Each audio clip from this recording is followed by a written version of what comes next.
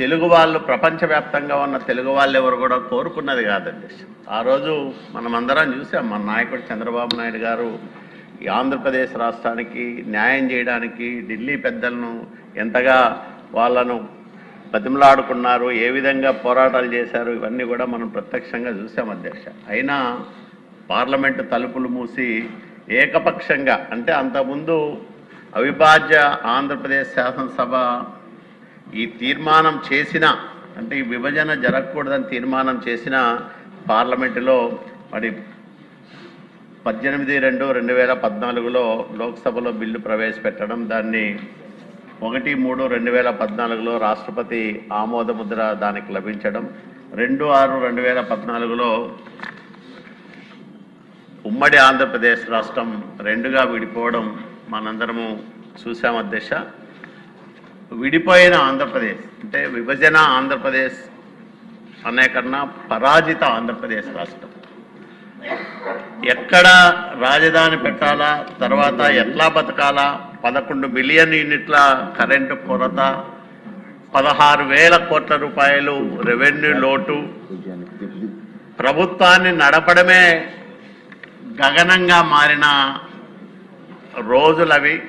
అలాంటి సందర్భంలో 14 ఎన్నికల్లో ప్రజల ఆశీర్వాదంతో ముఖ్యమంత్రిగా బాధ్యతలు చేపట్టిన చంద్రబాబు నాయుడు గారు అందరికీ అనుకూలమైన ప్రాంతం, అందరికీ ఇందాక మంత్రి గారు చెప్పారు, అందరికీ మెజార్టీ ప్రజలు ఆమోదించిన ప్రాంతం విజయవాడ గుంటూరు మధ్యన ఈ అమరావతి అంటే రాజధాని రావాలి అని మెజార్టీ ప్రజలు వ్యక్తం చేసిన అభిప్రాయాలను గౌరవిస్తూ ముఖ్యమంత్రిగా చంద్రబాబు నాయుడు గారు దీన్ని ప్రకటించడం ఆ రోజు మనం చూసాం.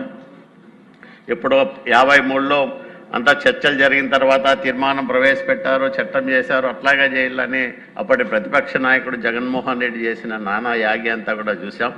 కానీ ప్రజల అభిప్రాయాలను గౌరవిస్తూ అందరికీ ఆమోదయోగ్యమైన ప్రాంతంగా అమరావతి కృష్ణా నదీ తీరాన విస్తరించిన పవిత్రమైన నేల అధ్యక్ష.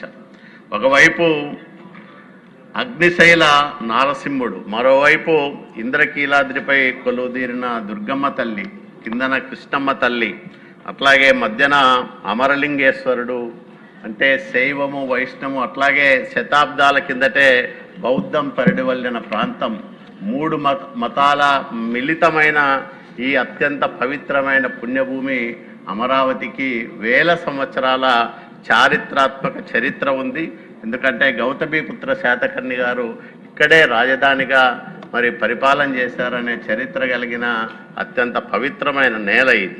మరి అట్లాంటి అమరావతి పైన ఎన్ని కుట్రలు జరిగాయి, ఎంత దుష్ప్రచారం సాగించారో మనం కళ్ళారా చూసాం. ఈ ప్రాంతం ప్రపంచ బౌద్ధ వారసత్వంలో ఒక వెలిగిన కాంతిపుంజం కూడా అధ్యక్ష.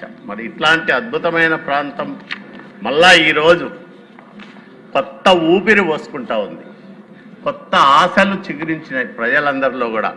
అందుకనే అసత్యం నుంచి సత్యం దిశగా, చీకటి నుంచి వెలుగుల వైపుగా, ఆంధ్రుల ఆత్మగౌరవానికి తెలుగువాడి పౌరుషానికి నిలువెత్తు ప్రతీకగా రాజధాని అమరావతి ప్రస్థానం తిరిగి ప్రారంభమవుతున్న శుభ సమయం అధ్యక్ష. ఇది ఆంధ్ర ప్రజల ప్రగతి తిరోగతిగా మారుతున్న సమయాన అమరావతి కలగా భ్రమగా మిగిల్చాలన్న వైసీపీ దుష్టశక్తుల రాక్షస క్రీడలో అలుముకున్న అమావాస్య చీకటిలో ఇన్నాళ్లకు 1000 వెలుగుల పున్నమి చంద్రుడిలా ఒక కొత్త చంద్రోదయం సంభవించిన శుభ సమయం ఇది అధ్యక్ష.